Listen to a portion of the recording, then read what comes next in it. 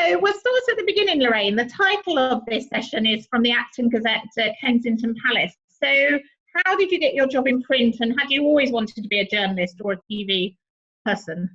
I hadn't always wanted to, but at university I got into student journalism, and I went to Durham. I worked on the student paper, which was called Palatinate, and George Alagaya was actually the editor of the paper, and I sort of fell into it one day. It was just, somebody knocked on my door when I was in my first year. I was like, oh, we need somebody to help out, could you just come and help out? And then decided I loved it and that I wanted to be a journalist, which really disappointed my father, because up until that stage I said I was going to be a lawyer. I really only said I wanted to be a lawyer to persuade him that it was okay for me to study English, because I'm like, it's fine, I'll do English and then I'll do a conversion course afterwards. And then I applied. I mean, in those days, this is going to make me sound so old. Well, I am so old. In those days, there was only BBC, and there was only BBC One and BBC Two, and ITV. There were no other TV stations. There was no independent sector whatsoever. And I applied to the BBC News trainee course, and also to London Weekend Television's researcher trainee course. And I got rejected from the BBC without even an interview. And some of the guys who worked on Palatinate got interviews, which immediately, actually they didn't get in, but they did get interviews. And I applied to loads of newspaper groups, which in those days was a good way into journalism. And again, I just got a string of rejections, and mostly not very nice rejections, sort of like, well, what makes somebody like you think you could do it? You haven't got any experience. Why would we take you on, etc. So I left university without a job. Because I was determined not to compromise. I thought, if I compromise now, I will never do it.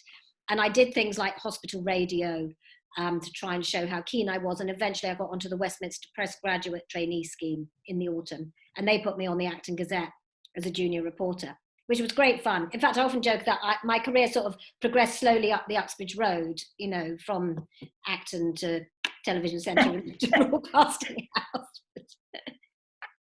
And then I reapplied. Finally to Kensington Palace. I reapplied to the news trainee scheme.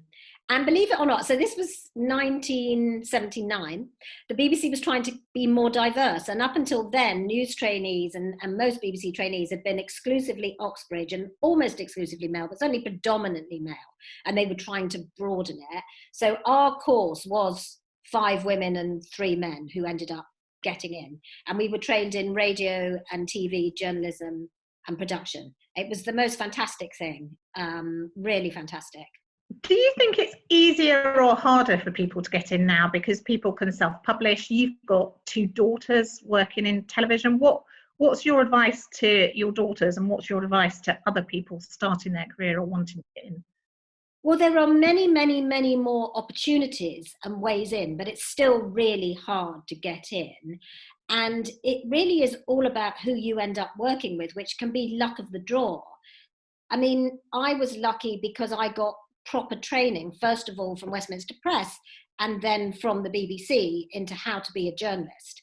And a lot of young people now, they start as runners, they gradually work their way up. They don't get any kind of formal training. I mean, they might get something through UK Screen Skills, or they might get, maybe they'll find somebody who will pay for them to go on a course. But, unless you're paying for it yourself, you're probably not going to get onto it. So again, I think, it's hard, because to begin with, you've just got to get in wherever you can. But then you want to try and get somewhere where hopefully you can get some proper training, or latch yourself on to a producer or an executive producer who is going to properly show you the ropes. And so you got into the BBC, and you were in that really male environment of current affairs, full of testosterone in those days. Huge. I mean, I was in news to start with. It was so male. So how did you break through? Because you ended up doing a bit on camera and doing some of the really hard-hitting, controversial, tough stuff. How did you batter them out of the way? I think I ignored it. I mean, there were obviously, like, my thing about glass ceilings is, the great thing about glass ceilings is you can see through them. So, like, just pretend they're not there. And I think what I found was that, particularly in journalism in those days, there was a suspicion of graduates. Nobody liked graduates. Nobody liked news trainees. And if you were a woman, the dice was loaded even further against you. And then there was a sort of thing where with the men who were running things and who were editors saw themselves in these young men. So they assumed the young men were going to be fantastic. So if as a woman you then suddenly did something that made you noticed or got you noticed, and you did something well, you got even more credit for it in a weird way, because nobody was quite expecting you to do it. And I guess I've never been one for taking no for an answer, and I was prepared to constantly push myself out of my comfort zone and to speak out. Probably I made a complete fool of myself a lot of the time, but I had an opinion and I wasn't afraid to voice it. And Newsnight was just starting. So I was on Newsnight when it very, very, very first started. And it was a fantastically exciting environment. And, just that, I recommend to anybody, if you can get onto a daily show, you get so much experience under your belt. And if you look at a lot of the people at the top of TV, they've worked on daily shows of one kind or another. And it might have been, Big Breakfast or This Morning, or it might have been Nationwide or The One Show or whatever, Newsnight, getting that daily thing of every morning coming in and having to deliver. And if you didn't deliver, there would be a black hole on the screen. So there were no ifs, buts or maybes. You had to get somebody to come into that studio at 10:30, and persuade them that they'd much rather come to TV Centre and do an interview than sit at home with a glass of wine or whatever. You had to get that VT package edited in time. You had to do your research, and you had to do it all super fast. When this, again, you have to realize this is pre-computers we are talking about.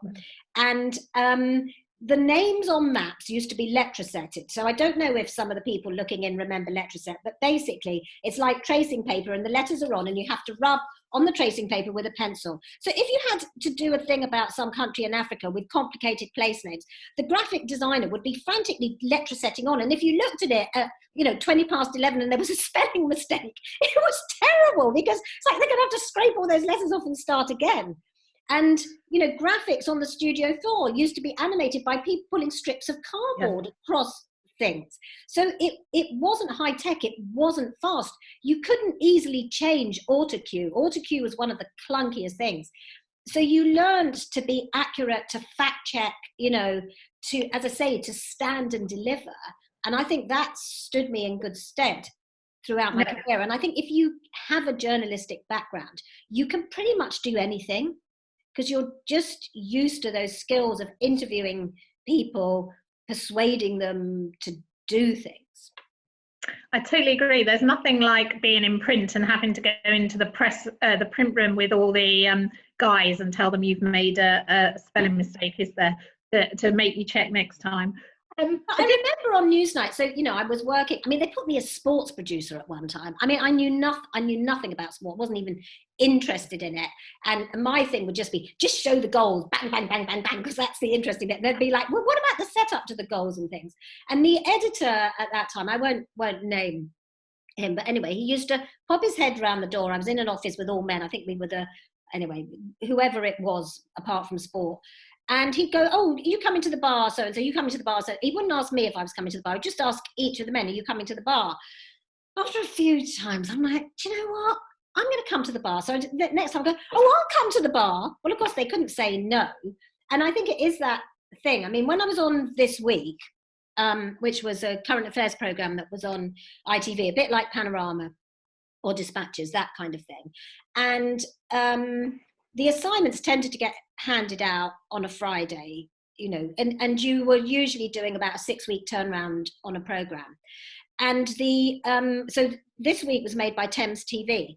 And all the guys from Thames TV used to play football against all the guys from LWT, London Weekend Television, on a Friday lunchtime. And I realised after quite a long time, I suppose, that either in the changing rooms or in the bar afterwards, assignments were being handed out, because it was kind of like, well, what's going on, and blah, blah, blah. So I'm like, well, how come, I'm not hearing about this? So I started going into the editor's office on a Friday morning and saying, hey, what the assignments coming up? What are the programs that we're likely to have to do, so that I could get my bid in before their football match? Now, they were not consciously discriminating against me in any way, but there's all these sort of invisible barriers that you have to try and find your way round or through or overcome. And because there weren't so many role models at that time, who did you look up to and who gave you good advice as you went through your career? I mean, there weren't really female role models. The women who were a bit more senior, there weren't any kind of like incredibly senior women, really. I mean, well, women were allowed to run children's and education, and they were allowed to run HR, and that was kind of it. But the ones in news and current affairs tended to try and out-male the men. So they've kind of thought they had to be able to drink the men under the table. You know, if they had families, they never spoke about them. A lot of them were just married to the job. And it wouldn't have occurred to them to help a young woman. And actually, the people who really helped me and backed me were men. So the first editor of Newsnight was George Carey. And I think I'd managed to impress him on a few occasions. One time I managed to get a guy who was a former head of the CIA live on Newsnight, and nobody could believe that I'd got him. And I'd kind of phone bashed until I found somebody who had his number, and then I rung up, and I think he was so surprised to get a call, he agreed to come on. And George then became editor of Panorama, and a year or so later asked for me to go to Panorama. And then on Panorama, I was the only assistant producer, and everybody else was a producer, and they were all terribly grand. And in those days, Panorama was either known as Paranoia, because you had to be paranoid to work there, or Piranha, because it was like a piranha tank. And it was a very hostile environment. And the only assistant producer before me was also a woman. And when I went to see her to kind of get advice, she went, "It's absolutely horrible. It's been the most unhappy time of my life. I hate it." I was really upset to leave Newsnight, because I'd kind of got to a stage where I was, doing some of the more exciting things on Newsnight, but they used to just put you where they wanted to put you. And I had to again push myself into a situation where I was making programs. But the sort of thing that would happen is that a producer would say, "Lorraine, you've got to go to this trade show in Birmingham, and I want you to film A, B, and C. And when they ask you what the program's about, you can quite honestly tell them you don't know." And that would be the sort of thing. And the maxim of the program, which Richard Lindley put in his book, was, it's not enough to succeed, those around you must be seen to fail. So it was tough. But once I got myself into this position of making programs, there was no turning back. So what happened was, I was working with Fred Emery. Fred had just come over from the Times, and he had no TV experience, but was a very experienced journalist. He'd been foreign correspondent in Vietnam, in Japan, in Washington, and he'd been deputy editor of the Times. So he was sort of used to having staff. I had come from Newsnight, where I was used to doing studio TV items. So I hadn't really made a film. I'd made the odd very short film.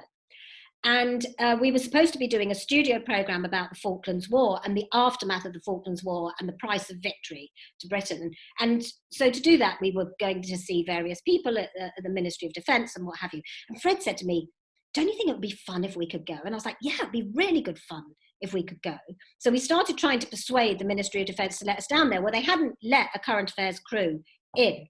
And eventually we persuaded them, but then they said, "Well, yeah, it's fine. Panorama can go, but Lorraine can't go because it's not suitable for a woman down there." So I'm like, I can't believe this. They're going to take this opportunity. So I kind of fought this. I said, "Of course it'll be fine for a woman." "What do you mean it's not suitable?" They said, "Well, the toilet facilities on the aircraft, because you had to fly in a Hercules transporter. The toilet facilities are not suitable." I said, "Please don't worry about that. I will be absolutely fine." So we flew to Ascension Island on a VC-10. We then flew from Ascension Island to the Falklands in a Hercules transporter. Those are those massive, like, they look like hangars. And there was me and, I don't know, about 500 men, soldiers, sailors, airmen, etc. And the toilet was a portaloo in the middle with a very flimsy curtain. And it's a 10-hour flight. So, every time I needed to go to the loo, the cameraman and sound recorders had to hold the curtains closed. Anyway, I got there. But the point is, I nearly backed out. So just before we were going to go, I suddenly thought, what am I doing? I have never made a proper film, let alone a 50-minute film for Prime. prime television. And I'm going to be 3,000 miles away without any communication whatsoever with a man who's also never made TV. And I can remember I was crying in the bar and I was talking to Jeremy Paxman and Philip Tivenham, two reporters. I was going, I can't go. It's going to be a disaster. And Fred's he's so demanding. And oh, blah, blah. And they're like, of course you can go. Of course you can do it. And so, I did go, and Fred and I became the best of friends. We're still really good friends. And, we made the program. And the great thing, so there were 5,000 soldiers down there who hadn't seen a woman for 6 months, apart from the local Falkland Islanders, and there weren't very many of them. And, I was 25. And so the MOD minder would say, you can't go here and you can't go there. And I'd go, oh, I really need to go to Fox Bay East. And there would be a queue of pilots saying, oh, man, we can fly you to Fox Bay East. So we got to go absolutely everywhere we wanted. I had helicopter rides, all sorts of things. I mean, it was an amazing adventure. So, my advice to everybody, not just to women, but particularly to women is, the biggest thing that holds you back in the end is probably you yourself. Yes, there are barriers. But, it's that little voice that's like, oh, I'm not quite ready. I'm not quite good enough. I haven't done this. I haven't done that. I haven't ticked all the boxes. So you've got to just push yourself forward, push yourself outside your comfort zone and give it a go. Because Lorraine, can I come in with some questions now? So we've got some questions coming in, and I should have said at the top, just fire some questions. Lorraine and I have a structure, but we're happy to go off-piste and freeform. So we'd much rather take your questions. But look, that's great advice and a really positive story. But someone has asked, have you ever had that sort of put down where someone puts down a woman, perhaps when they're trying to do it in a jokey way, but you are being put down? How do you come back from someone who is trying to put you, as they think, in your place? Well, of course, you always think of the brilliant thing to say the next day. And at the time, you're so taken aback almost. I mean, the worst in my young days were the crews. I mean, on Panorama, when I was first on it, we used to shoot on film. Tape, there weren't tape cameras in those days, or not good enough for Panorama. And so each magazine was only 10 minutes. And you had to be really sparing with your footage. I mean, you used to shoot on a 10-to-1 ratio. I mean, sometimes now the trouble with tape, I think, is that people shoot so much they can't find the story in there. 10-to-1 ratio was actually a very good discipline. But film was expensive. It had to be processed and everything else. And you had to put a clapperboard on the beginning, and you had to say cut at the end. And one time I didn't say cut, but it was obvious that the cameraman, he knew we'd finished filming what we were filming, but I didn't say cut. So he just let the film run through. And that was just putting me in my place. Yeah. Another time, I mean, it's quite funny, really. Another time, the sound recorders said to me, Lorraine, I'm starting a new group. I said, okay, what's that? He said, it's called Vomit. I said, what is that? He said, Voice of Men in Television. I'm like, okay, well, good luck with that. I think men do have a voice. So there were always these things. I think in the end, you just have to develop the hide of a rhino, because the moment they see they've upset you or got to you, you've lost. So you have to just shrug it off, even if inside you do feel terrible. When I was as a trainee, I had to work on, local radio, local news and all the rest of it. And I was on Radio Birmingham, and there was a reporter who used to get so drunk at lunchtime. These were the days when everybody went drinking at lunchtime, and every BBC premises had its own bar. He would be so drunk, and we had phones that had those dial things. So drunk, he could not get his finger in the dial. He'd go, oh, Lorraine, just dial this number for me. So like that was what I was reduced to, being the phone number. And there were always invisible challenges. So they would always send you off to do something they didn't think you could do. And you just had to make sure that you did it. And then they would kind of back down. Let's talk a bit about how you maneuvered your career. You call it a zigzag career. So you had 20 fantastic years in journalism, news, current affairs and factual. And then you took the head of children's. Was there a moment when you thought, I haven't worked in children's, I don't know about children's? Or what made you feel this is okay, I can leap in and I can do that?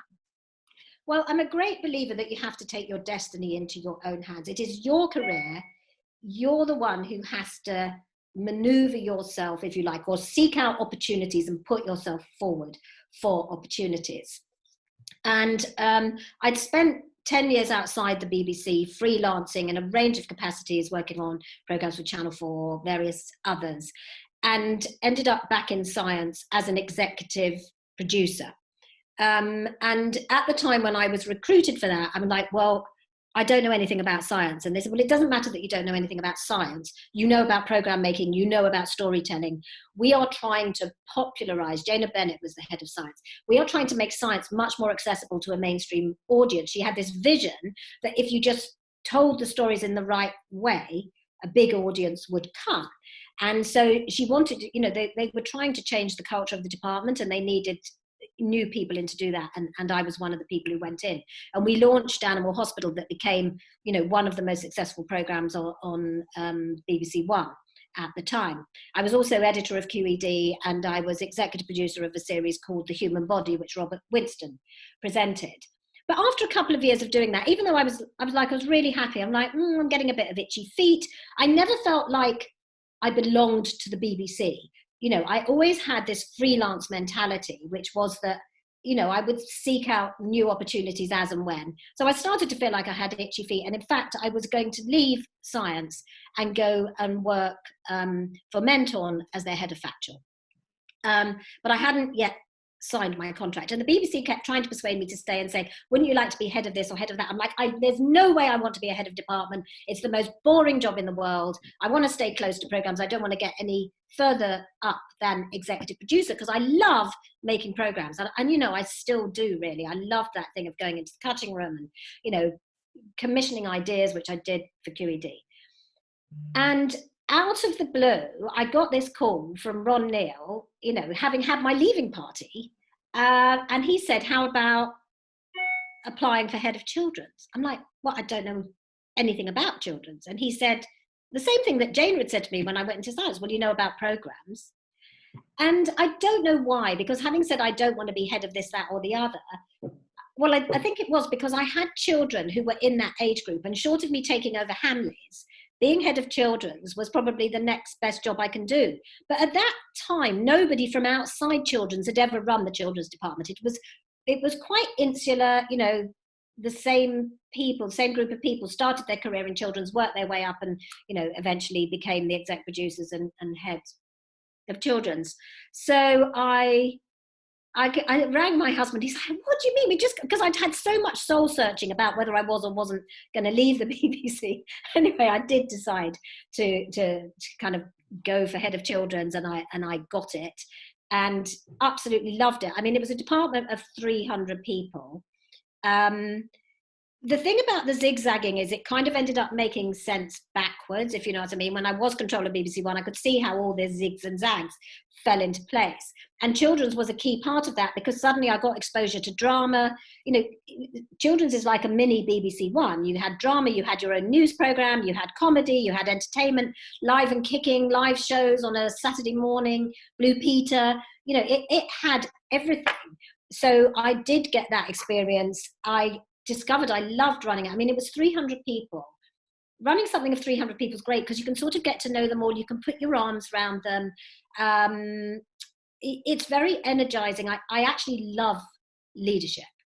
And I think learning how to become a better leader is something that's occupied me for, I guess, you know, the last sort of 20 years. You know, doing that. But the fact that you can release this energy and creativity out of people and try and create an environment where they can do their best work.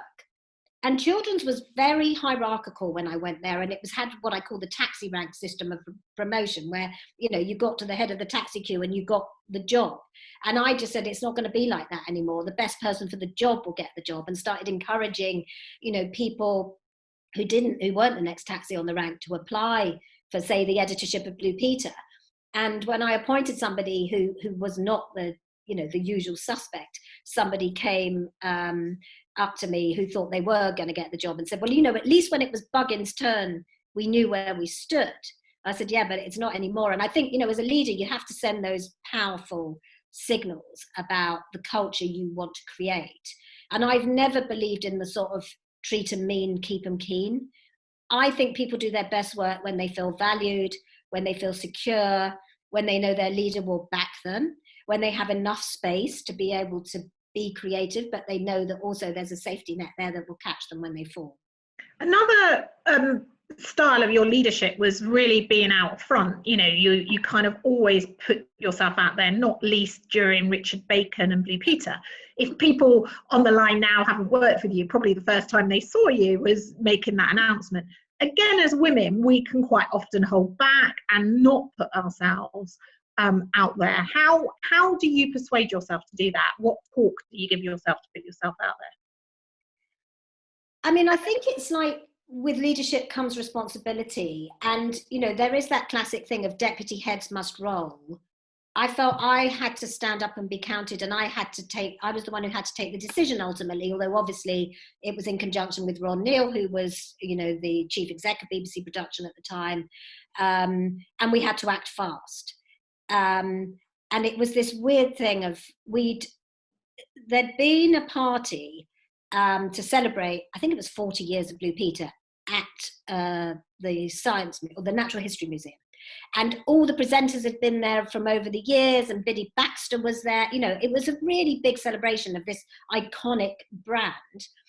And as we left, the paparazzi were outside, and, you know, Katie Hill and Connie Huck were presenters, and you didn't really expect paparazzi. And then on the Saturday afternoon, I got this call saying that Richard Bacon's agent had rung, and that there was going to be a story in the News of the World that he had taken cocaine.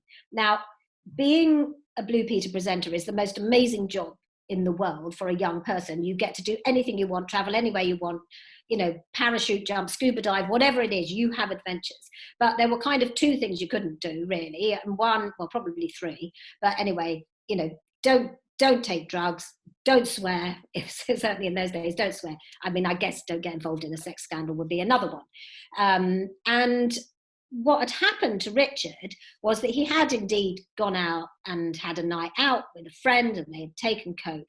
And the friend had rung him and said, oh, you know, didn't we have a great night? Wasn't the coke amazing? Blah, blah, blah. Richard had gone along with all this. The friend had recorded the phone call, the so-called friend, and sold that story to the News of the World.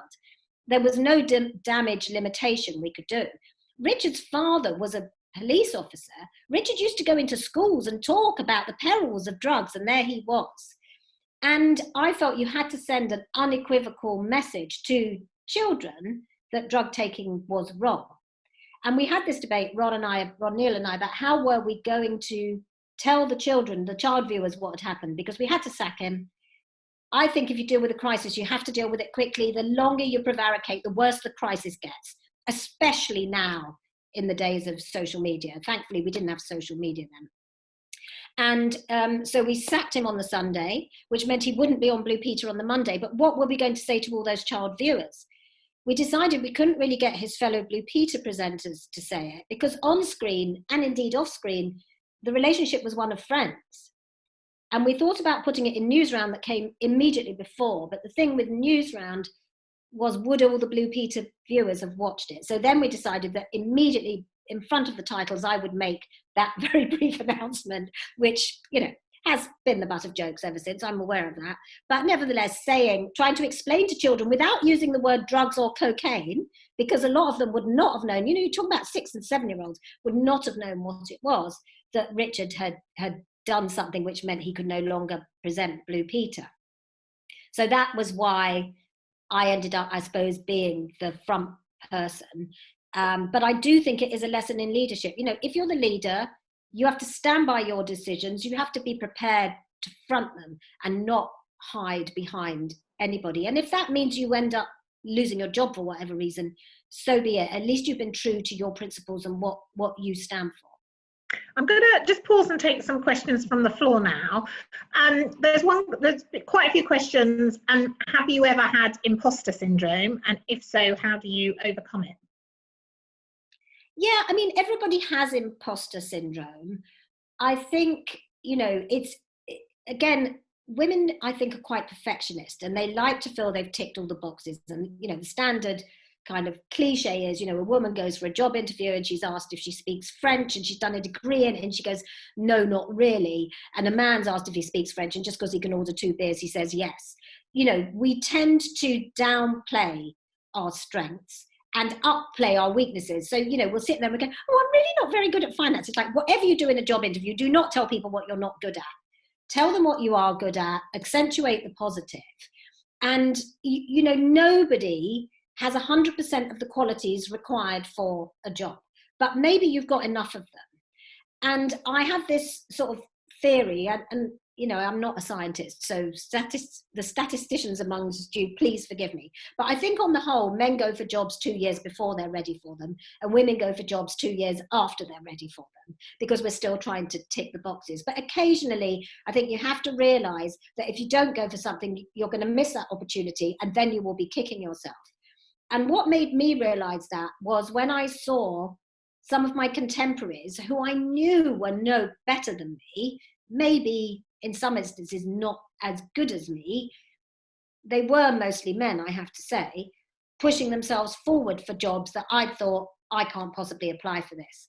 And in the end, I think you have to go for it. And I was asked to apply for BBC One 2 years before I got it. And I thought, no, I haven't ticked all the boxes. I'm not ready for it. And I didn't apply for it. And somebody who had applied for it came round to my house and to pick my brains about what they should say at their BBC One interview. And after they left, my husband just looked at me and went, well, you've just told them exactly what they should do and what BBC One should be. So how come you're not going for this? And I'm like, oh, I'm not ready. So the next time when it came up, I thought, okay, this time, if I don't go for it, they won't ask me to apply again. So I've got to go for it. And, I'm really glad I did. And I had a brilliant time and I did get the job. There's a lot of questions on the chat about how people move from one genre or one department, so from news to entertainment or from daily. And we're a terrible industry for pigeonholing people, aren't we? And saying you can only do one type of thing. We're also terrible. There's some terrible snobbery around different types of programming. You have managed to sort of cross those barriers. What would you say to people now who find themselves stuck in a rut, stuck in one genre, and people won't see them as capable of doing something else? How would you advise people now to manage that? It was going freelance that liberated me. When I was first at the BBC and then at Thames TV, I was a current affairs producer. I'd start in those days. It was even difficult to move from news to current affairs, but I managed to move from news to current affairs. Yeah. Once you were in current affairs, it was really difficult to move from current affairs to general documentaries because you were viewed as a current affairs producer. So once I became a freelance, I felt that a lot of those barriers fell away because, again, you try and create your own opportunities, you put yourself out there. So I think, if you've been in fashion and you really want to work in entertainment, you have got some of the skills that you need to work in entertainment. You might not have others, but, there are those big entertainment shows that need a lot of staff. So, putting yourself forward, getting to know the exec producers, sending your CV, thinking about what is it on your CV that will show that you could do the entertainment role is important. So I think you have to stop stereotyping yourself in order for others to stop stereotyping you and start to weave into other roles. If you're in an indie, and if you're in one of the bigger indies in particular, they will do multiple, genres. They might do, comedy as well as factual, or drama as well as entertainment, or whatever. Again, you can get to know people in that area. You can try and find out what they're doing. If you wanted to get into drama, maybe you offer to do a bit of script reading in your spare time for them and do notes on it so that they start to realize that you could do that. So it's about seeking out opportunities, and you have to be proactive. It isn't anybody else's responsibility to build your career. It's your responsibility to build your career. And people talk about luck, but there isn't really such a thing as luck. You create your own luck. You get out there, you make contacts, you push yourself, you do the work. You might be at a certain level in one genre and if you're passionate about moving, you might have to move down a level or take a sideways move in order to get the relevant experience to then move up again. So, it's like, how passionately do you really want that?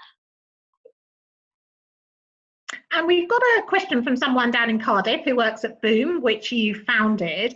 And this is a question that we hear time and time again, but people in the nations and regions are clearly equally as talented as everyone in London, but there is that magnet that people are told you've got to go to London when people want to stay in the nations and regions. How enthusiastic are you about the moves to commission more from nations and regions? And hi, Ron. My husband's just got me a cup of coffee. Isn't he lovely? He's the best runner. How enthusiastic are you about nations and regions, and how should people fight their corner in the nations and regions to stay where they want to stay and prove they're as good as anyone in London? I mean, I hope it's getting easier. I totally agree. Talent is everywhere. You know, Russell T Davies, most amazing dramatist from Manchester. You know, Jimmy McGovern. You know, there are talented producers, writers, and we as an industry are missing a trick if we don't open ourselves up to voices from all over the UK. I know, you know, through the Grierson Trust, which I chair, we run a doc lab scheme, and we go for diversity in the broadest sense. And I think, you know, people, when they're talking about diversity, often forget socioeconomic diversity and they forget geographic diversity. And frankly, it is really difficult to get into TV if you live in Fife or you live in Penzance. And so we need to create those opportunities, and we need to not be metro-centric, you know, arrogant about London. I think the move of commissioners outside London should help that, you know, but those commissioners have got to be given real commissioning power. You know, Channel 4 is doing a lot now with the move to Leeds.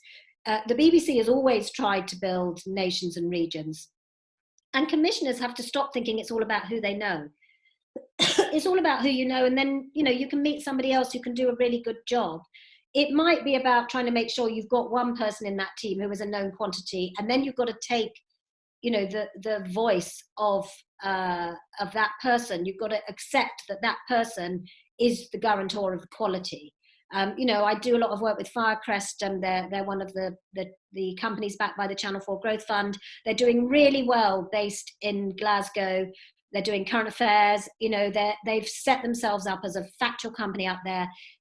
Scotland wasn't really known for factual.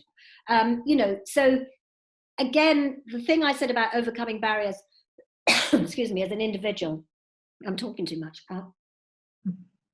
It's the same in the nations and regions. And the trouble is, it's a very viscous system and it can be difficult to get through. And, you know, somebody once said to me when I was a producer, remember, Lorraine, you're not as good as your last program. And there's that sort of thing that, you know, you've got to keep proving yourself. You've got to keep delivering. You know, you've got to build contacts. And it's really difficult if you're a long way from where the power is. So I think devolving the power is one of the first things. And, you know, as nations and regions, indies, you know, the quota is going up. People need quality suppliers. All the broadcasters need quality suppliers in the nations and regions. It's increasingly difficult for people to afford to live in London, to have any kind of quality of life in London. You know, maybe they can have a much better quality of life outside, and you can start to attract that talent. And, you know, I've seen it. I did a lot of work with True North, who were also a company that were backed by Channel 4's Growth Fund. You know, I've seen them flourish. I'm seeing Firecrest flourish. Boom, which I set up. You know, one of the reasons I set up a nations and regions based company in 2010 was because I felt that there would be more opportunities for people in the nations and regions than there should be, and that if I could sort of put together this group that would be a guarantor of quality, with me being the guarantor of quality, and hopefully people listening to me, you know, and I worked with a lot of those people in Wales, and they had lots of good ideas, and they were used to producing on a shoestring for S4C. They had talented producers and writers, but they just weren't known to the network. Let's just talk about your time at BBC One now, continuing through your career. So to pick up on some of the themes, although you'd had a predominantly factual background, possibly what you're most known for at BBC One is Strictly, my beloved Strictly, my favourite programme, bringing back Doctor Who. A lot of people are asking questions about leadership. What was your experience and some of your knockbacks that made you a brilliant leader? And what do you think are the qualities of a great leader? Well, I think that really varies from individual to individual, because I think the key thing is to be true to yourself. So you can't pretend to be somebody you're not. It's hard enough being a leader without having to sort of put on an act every day. However, you do have to work at certain qualities. I mean, leaders are not about doing, they're about being. And the trouble is that we are all used to doing. We've all got where we've got by doing, if you know what I mean, producing or whatever. And then when you become a leader, it is about enabling other people and spreading the message. A lot of it, I do believe in this management by walking about, MBWA, that you need to be seen. You can't spend all day in your office. You need to be seen. You need to get the messages out there. And one of the things that I'm very lucky about is I just am a natural optimist. I'm not even, this glass is half full. I'm like, this glass is so full, it's overflowing. So even when things go wrong, I tend to put a positive gloss on it and not see it. And I did have, not long after I'd been at BBC One, because I was so keen to change the channel and I was so keen to modernize it and energize it. But it takes ages because, particularly for dramas and things to come through, you're talking about, 2 years probably from first having the idea to getting it on screen. And, we had plans to rebrand and everything, but I wanted to send this message that BBC One was open for business and we would do all these exciting programs. And texting had really just come out. People were starting to text. And so I thought we would do text night and this would show how, finger on the pulse we were. And I made two mistakes really. First of all, it was too far ahead of the curve for a mainstream audience at that stage, texting. And secondly, I made the team rush it. And it wasn't a very good program. Not the production team's fault. It just wasn't the right idea at the right time. But, the trouble with TV is that you have to take risks and you have to take them on screen. And so your failures are very public. Most, if you're a lawyer or an accountant or whatever, you can go and sit at a dinner party and nobody has a view about how good you are at your job. If you run BBC One or you produce a show, everybody you meet has, all the mums at the school gate and anybody else you ever meet, all have a view on how good or bad that program was and therefore how good or bad you are at your job. So it is quite exposing. And I'd say that's another thing about leadership. It is very exposing. Everything you do, everything you say will be seen, will be microanalyzed and imitated. And if you set yourself as a bad role model, that will be imitated. If you don't do what you say, if you don't practice what you preach, everybody will see through it. So authenticity is incredibly important, and small gestures are. And with Strictly, it was, I knew we needed a brand new, exciting entertainment show. Saturday night, in those days, probably still now, is the most important night on British television. It just is. Christmas Day is another one, really important day. Peter Salmon, who was my predecessor on BBC One, said to me, you will start worrying about Christmas Day on Boxing Day. And I quickly discovered what he meant because, it's somehow, if people don't have a good Christmas, it's all your fault because you didn't put good enough programmes on BBC One. And Saturday night is a bit like that, but it's obviously every week. And ITV had Pop Idol, and I tried to get Pop Idol. Simon Fuller had pitched it to me. Anyway, I didn't get it. It went to ITV. And that was probably the right decision for the show, actually. But Strictly, so I said to entertainment, Jane Lush was head of entertainment commissioning. I said, we need a huge, live, exciting, glamorous show. It can't be singing, but we need something that's going to pull the family together. And one day, Jane and Fenya Vardanis, who was working with her, came into my office and they went, we've got the show for you. So I'm like, well, what is it? They said, Pro Celebrity Come Dancing. And at that time, all they had was the title, and the idea was that celebrities would dance with ballroom dancing experts. But we didn't, and I just immediately said, I love it. I could remember Come Dancing, but even when I was a child, when Come Dancing was on, it was an old-fashioned program. But I just thought it was a great idea. But I can tell you at that time, the thought of putting ballroom dancing at prime time on BBC One on a Saturday night was not a no-brainer. You know, there was nothing like it. It was a huge risk. But Jane and I were both completely sure that it was, you know, the right thing to do. You never know it's going to be a hit. You kind of hope it will be successful enough. And then we had a big battle about the title. So they wanted to call it Pro Celebrity Come Dancing because it was what it said on the tin. I was like, we cannot have celebrity in the title. I'd had a program that I'd inherited actually called Celebrity Sleepover. And, you know, BBC One got caned for anything to do with celebrities. So I kept saying, no, no, no, come up with a better title. And they did that thing that people do when they don't really want to do what you want them to do, the production team and everybody. So they were sending me titles that I couldn't possibly accept because they were so ridiculous. And I kept digging my heels in because they go, but it is what it says on the tin. I said, I know. And then somebody, and I don't even know who, came up with the idea of Strictly Come Dancing, which was a merger of Strictly Ballroom that had been a very cool movie and, you know, Come Dancing. And who knows, history might have been different. And again, it was really difficult to persuade celebrities to take part because nobody knew what this show was and nobody could dance. And Natasha Kaplinsky was reading the news at the time and she had agreed to go on it. And she came to see me about 2 weeks before transmission. She was like, Lorraine, I can't do it. I'm going to pull out. And, you know, she was in tears in my office. She was going, nobody will ever take me seriously again.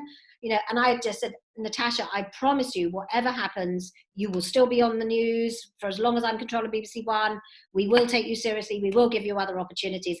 And she went on to win Strictly and it transformed her career. So brilliant. Now I'm going to just pause to talk about juggling. And I'm not asking you because you're a woman. I'm asking you because you're a parent. And we've got lots of parents here. So not only have you had these big jobs, but you've always had lots of extracurricular roles, whether it's Grierson or RTS. And your teams were always very social, weren't they? There was lots of parties as well. How did you manage that with 2 small children? And what did you do in some of those big jobs to sort of ensure there was more flexible working for other people as well? Well, I'm lucky in that my husband is a musician. He was a jazz musician. He used to gig in the evening, so he was always at home in the day. So he became the main child, carer for our children.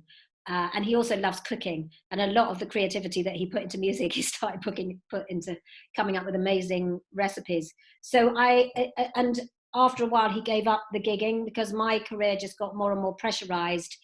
And after 10 plus years of being out every night, 6 nights a week, he got a little bit fed up with it. And also, as he says, once mobile phones started to come in, the days of the pianist was a bit numbered and a bit soul destroying because people would ask you to play quieter because, they wanted to have a conversation on their phone. So I didn't have all those difficulties that I know other people have with nannies and everything else. But on the other hand, I never hid the fact that I was a mother. And there were certain things for me that were non-negotiable. If sports day, my child was singing in the choir, if they were in a play, I think your children as well, Donna, did jazz dance. We used to go to those jazz dance shows and all the rest of it. There are things where for work, it doesn't actually really matter whether you're there or not. But for your child, it really does matter. You are either there or you're not there. It's totally binary, and you will never be able to have that time again. So I would sort of stick my neck out. In fact, the only big row I had with Greg Dyke was over my child's 10th birthday. He was in the middle of making it happen, and they were having a big conference in Birmingham, and it was my youngest daughter Annalise's 10th birthday. And I was thinking, well, there are 300 people going to this conference. It really won't matter if I'm not there. Of course, he was thinking, if the controller of BBC One doesn't come, what type of message does that send? So I'd sort of sent him an email saying, really sorry, Greg, but I won't be able to come. So he'd kind of rung me up and go, what on earth is going on? So I said, well, it's my daughter's 10th birthday. I always take her to school on her birthday. And, we have like tea or whatever together in the evening. And I give her her presents and in the morning and all that. And I don't want to miss her birthday. Anyway, he was furious. And I don't very often cry. But if I do cry, I can't stop crying. So I started crying because I was just like, what am I going to do? And we'd moved into those glass offices on the 6th floor, so everybody could see me crying. And I'm sobbing in my office, and my lovely EA is coming in going, oh, what's the matter? So I've explained to him, and he's rung Ron and, you know, my husband to explain. So then my daughter rings me when she comes home from school, and she goes, it's all right, Mummy, I'll understand if you're not there for my birthday. So I'm sobbing even more. And Jana Bennett was director of television. So she comes in and she goes, well, what is going on? I explained, and she rang Greg and actually gave him what for. She's like, you know, Lorraine works every hour God gives. What are you doing giving her a hard time about this? So in the end, we came to a compromise, which was I would go up for the first day of the conference, the Making It Happen event. Greg's chauffeur would then drive me back to London that evening. So I was there for my daughter's birthday. I would take her to school, and then I would be driven back. And actually, I felt it sent a very important message, you know, to all the women working there and the men, to be honest, because it's just as important that dads are at these events, that sometimes you have to, you know, hold out for those things. In terms of flexible working, you know, sometimes people do themselves a disservice by saying they're flexible working. If you are either flexible working or if you are part-time, please work part-time. All too often, companies are getting too good a deal from women who say they're working part-time when they're not. And I had this when I was chief exec of talkbackTHAMES, and Michelle Kurland was running the Apprentice, and in theory, working 4 days a week. But not only was she not working 4 days a week, she was working 7 days a week. And I could see this from the emails I got to her, from the phone calls I got from her. And eventually I said, you know what, Michelle, I'm putting you on full time because it's just not fair. You know, you are working round the clock every day and you're not. And she said, yes, but I want the flexibility to be able to work from home on a Friday. I said, you can have that flexibility. So she was reluctant. But in the end, what I said to her is, what we'll do is, when you've taken all your annual leave, which you don't tend to take, when you've taken all your annual holiday, you can have up to 52 days of unpaid leave a year, which would have taken her down to her 4 days a week, if you need them. But otherwise, I'm going to pay you full time. And again, I think as women, we have to stand by other women. We have to look out for them. You know, I didn't want to feel that I was taking advantage of her. She, in a way, wanted me to take, you know, she wanted that. But again, you know, we have to be prepared to accept that, you know, if we want women to be a vibrant part of this community, and I think they bring a lot to the table, we've got to be prepared to let them have that flexibility that they need to be good parents and to be the kind of parents they want to be. And that's going to vary for everyone according to their personal circumstances, according to their personality, but let them have that flexibility. And the big change I've seen is that women can now have that flexibility. When I started, nobody worked flexi time, nobody worked part-time. It just didn't happen. So Lorraine, I just want to get in a few questions because we're coming to the end. You've talked about being glass half full and glass overflowing. There's quite a few questions on here, and I think your positivity to get us through this moment. Do you think this is a watershed moment for our industry? Being a freelancer, it can be brutal, unnecessarily brutal. Do you think this is a watershed moment that we're going to come through this and go, look, this doesn't have to be like this. Some things have to change. I think it's a watershed moment for society, actually. You know, I have never come across anybody, I have never in my life had to ask anybody in television to work harder. In fact, I've had to ask them to work less hard. I've had to force them to go home or force them to take holiday. So people work very hard. What I think is heartbreaking about this is the fact that the freelancers are becoming the victims. So, you know, for a large part of my career, people worked for big organizations. For the second half of my career, it's been a gradual process of casualization, freelancization. Some freelancers embrace it and enjoy it. Others have no choice. And most people have no choice. You know, my youngest daughter's freelance in the industry as well. And it's very hand to mouth. It's very insecure, particularly when you're starting out. It's 3-month contracts or 1-month contracts that might turn into 3 months, that might turn into 6 months, and you never know. And you've got to try and get your other job. And now suddenly because the indies understandably will want to try and look after their core staff who are their employees, they've had to let freelancers go. And I think broadcasters, everybody needs to take some responsibility for this, to contribute. I know people are contributing. Netflix has contributed, BBC has contributed to the freelance fund. The Chancellor has announced some measures, but it's going to be complicated. And before the Chancellor announced those measures, the thought of everybody going onto universal credit, which is such a low amount of money for people who are used to having an earned income coming in. So I hope there will be more appreciation of freelancers, and we need to find a way, whether it's through some kind of insurance scheme or something, of protecting people against this, because they don't get sick pay, they don't get they get a little bit of holiday pay, but it is hard, and that, I say they don't get holiday pay, but what they don't get paid is for the gaps that can exist in between jobs, and a lot of them have that. So let's hope that comes out of it. I mean, it'd be interesting to see what's commissioned. I know you've got sessions with commissioners. When I was running BBC One, 9/11 happened, and as it happened, shortly after that, we had Blue Planet in the schedules, and it was the perfect escapism. This beautiful world under the sea, beautiful creatures filmed in this wonderful way, total escapism. I think, we are going to want some escapism, some comedy, some uplifting programs. So if I were working in development now, that's the sort of thing that I'd be thinking about is, let's have some feel good. Let's think about how we connect as a society. There are all these different things. So I think things will change, not just for our industry, for every industry. Okay, and I'm just going to get to Kensington Palace now, because otherwise we've missold on the title. The point of these sessions is to keep people inspired and working in telly. But I'm sure there are other people on this call that are thinking, God, this telly malarkey is really hard work. Do I have transferable skills? Why did you want to go and work at Kensington Palace, and why do you think they wanted you? Where are those transferable skills, do you think? Well, I think everybody does have transferable skills.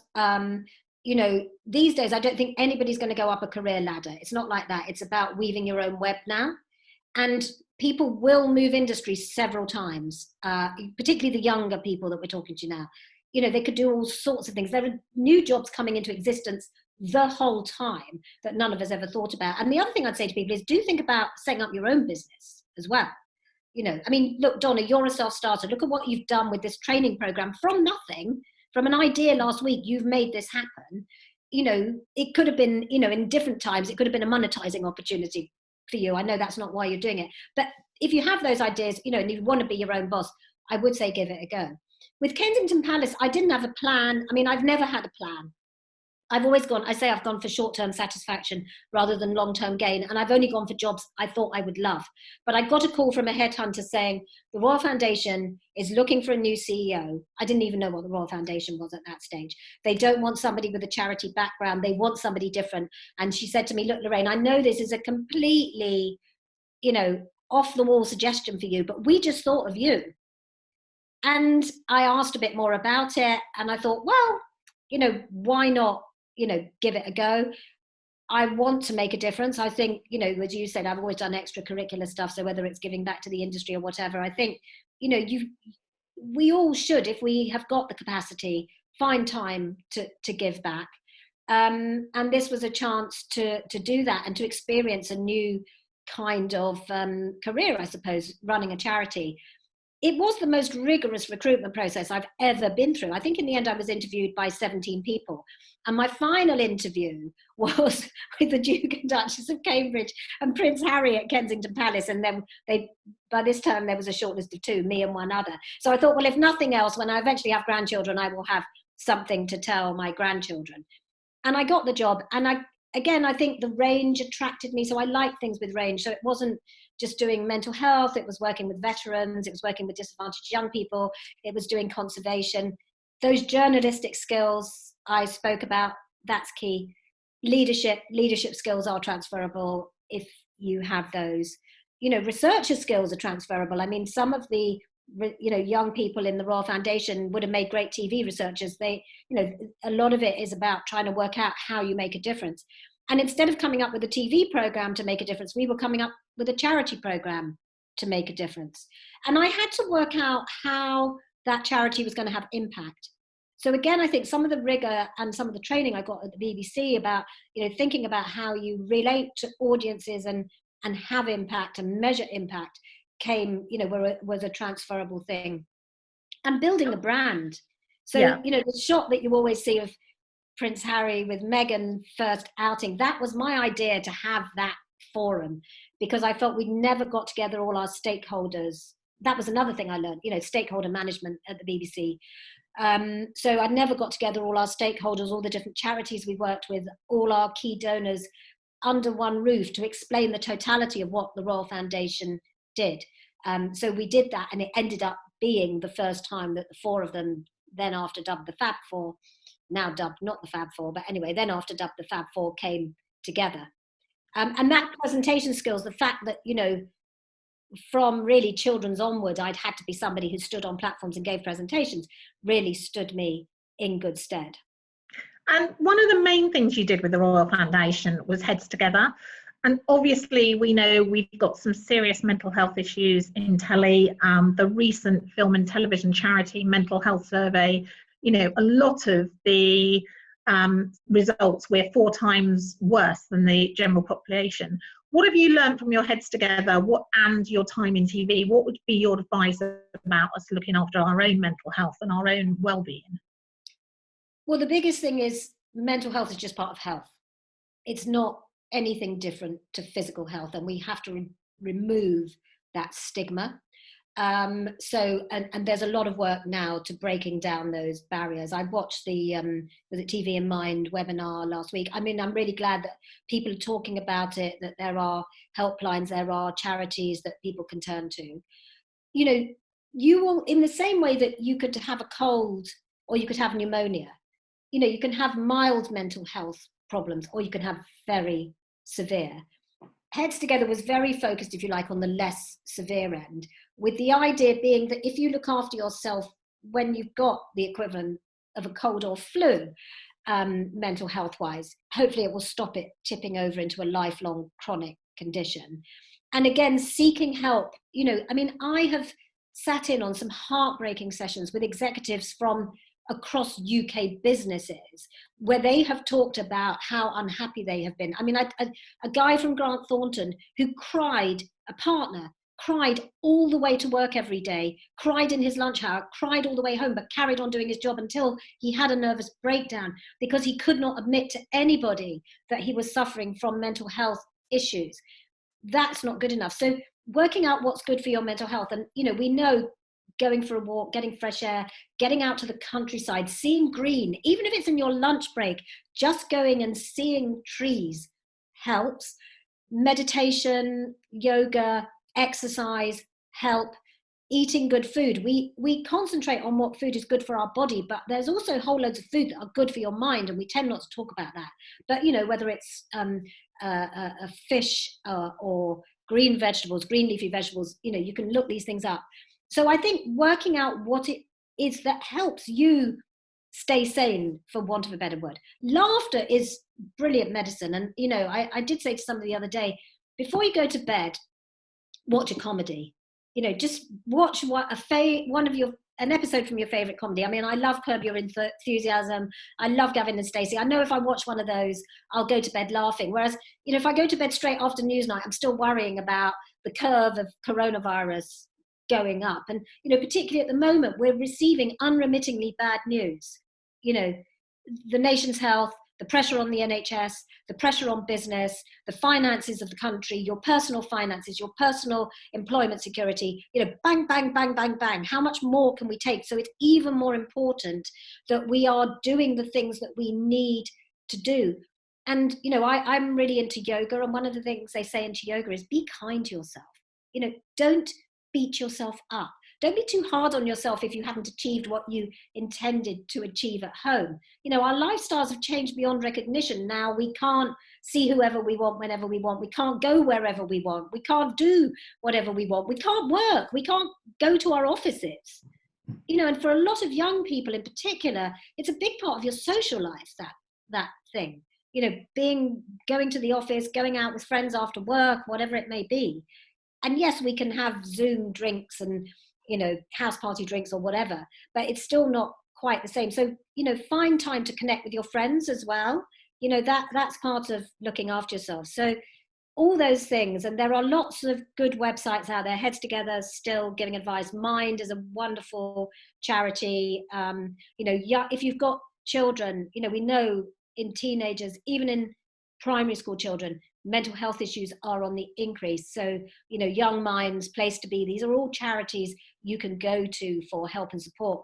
Don't suffer in silence and seek help early. Brilliant. That's really helpful, Lorraine. I'm just going to ask 2 quick fire questions so I can prove I can finish on time.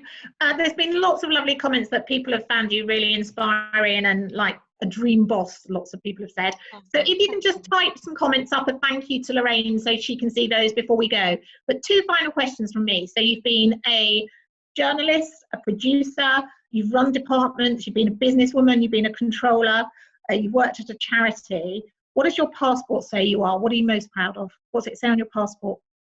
It says TV executive, actually.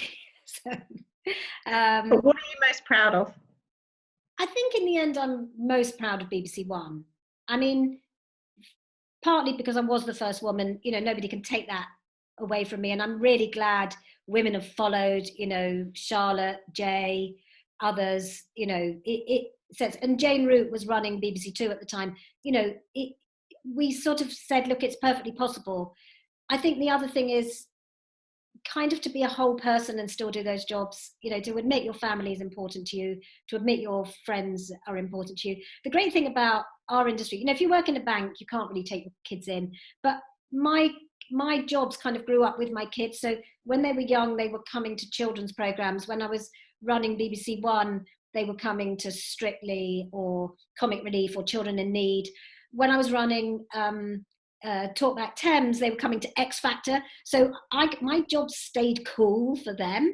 And that was quite good that they could be a part of it. They could sort of see what mummy does, they could understand that. So I think including them.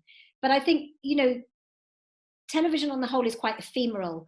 And normally, you work like crazy to get a program out. And then the next day it's like, oh, it's gone. And then you're on the next one. But when you create something that exists for a long time, which happened with Animal Hospital, which has happened with Strictly, happened with Spooks, bringing back Doctor Who, you feel like you've left a bit of a legacy. So I would say those.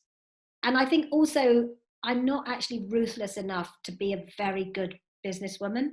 And I kind of learned that through setting up of my own business, that in the end, I'm not driven by profit. I'm not driven by money. I'm driven by other things.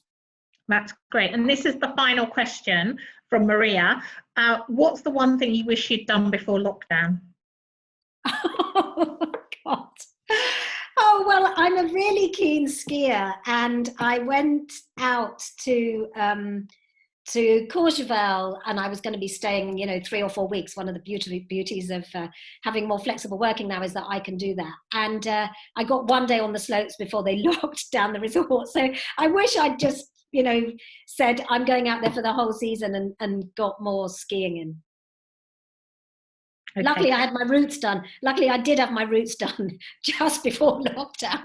So I've got a lot of friends wishing they'd gone to the hairdresser. Right, that's brilliant. I'm going to wrap this up on time. All the comments from the floor, the word that comes up time and time again is that you've been really inspiring, really honest, just the tonic that we need. And I think there's mostly women on this call, and I think we all should thank you for being a trailblazer and setting the way for us and being a dream boss. And if anybody doesn't know Lorraine, she's a huge party animal as well, and throws many parties in that house with Ron. So I just want to say a huge thank you, and I hope people on the call can join us for other sessions, but in particular, thank you, Lorraine. Thank you. Bye-bye. Good luck to everyone. This will eventually end. There's a phrase, this too shall pass. It will pass. You will come through it. Even if you're having difficult times now, you will have good times soon.